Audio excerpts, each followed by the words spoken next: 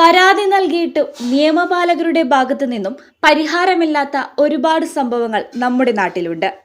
ഒരുപക്ഷെ മറ്റു തിരക്കുകൾ കൊണ്ടാവാം. എന്നാൽ ഈ പരാതിയും ആ കൂട്ടത്തിൽ ഒന്നായി മാറരുത്. കാരണം ഇതൊരു വ്യക്തിയുടെയോ കുടുംബത്തിൻ്റെയോ മാത്രം പരാതിയല്ല, ഒരു നാട്ടുകാരുടെ മുഴുവൻ ജീവിത പ്രശ്നമാണ്. ഇവിടെ വില്ലൻ കക്കൂസ് മാലിന്യമാണ്.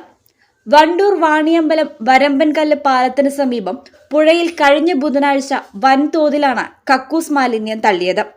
ഇതിനെതിരെ നാട്ടുകാർ പോലീസിൽ പരാതി നൽകിയിട്ടും നടപടിയൊന്നും ഉണ്ടായിട്ടില്ല. നമ്മുടെ പ്രധാനപ്പെട്ട പുഴയാണ് വരമ്പൻകല്ല്. കുടിവെള്ളം അതുപോലെ തന്നെ ഈ പ്രദേശത്തുള്ള ജനങ്ങൾ കുളിക്കുന്ന സ്ഥലം. പാലത്തിൻ്റെ അടുത്ത് തടയണുണ്ട്. അതിൻ്റെ തൊട്ട് ഒരുപാട് വീടുകളും ഭിന്നശേഷിയായ ഒരു കുട്ടി അതിൻ്റെ തൊട്ടടുത്താണ് താമസിക്കുന്നത്. അതുപോലെ തന്നെ കുട്ടികൾ കളിക്കുന്ന ഒരു സ്ഥലമാണ്.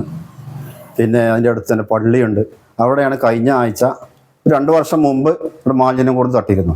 ഇപ്പോൾ ഒരാഴ്ച മുമ്പ് മാലിന്യം കൊടുത്ത് തട്ടി. അത് ഞങ്ങൾ പരാതി കൊടുത്തു സ്റ്റേഷനിലും അതുപോലെ തന്നെ പഞ്ചായത്തിലും ഹെൽത്തിനൊക്കെ പരാതി കൊടുത്തു.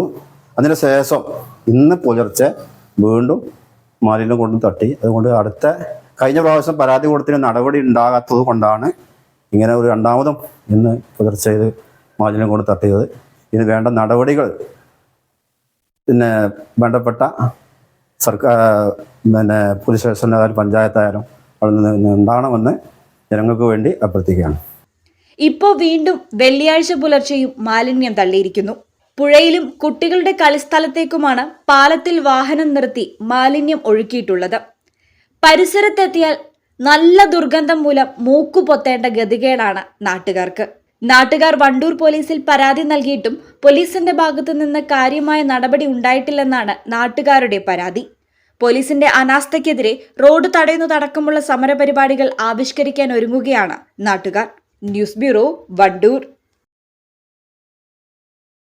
ഞങ്ങളെപ്പറ്റി നിങ്ങൾക്കല്ലേ കൂടുതൽ അറിയുന്നത്?